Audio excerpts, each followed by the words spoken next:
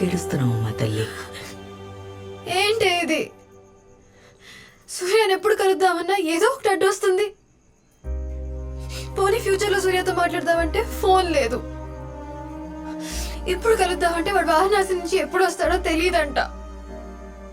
నాకేమో 2 రోజుల్లో Germany flight ఉంది. ఏం చేయాలో అర్థం కావట్లేదు నానమ్మ.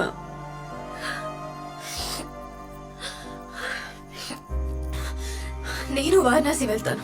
వాడిని అక్కడ కలిసి మాట్లాడు. ఇదిగో, నువ్వు వాడిని కలవలేవు.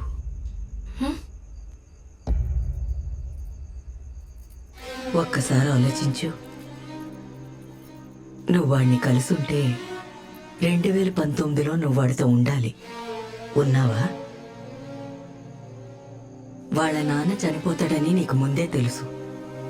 ఆపగలిగా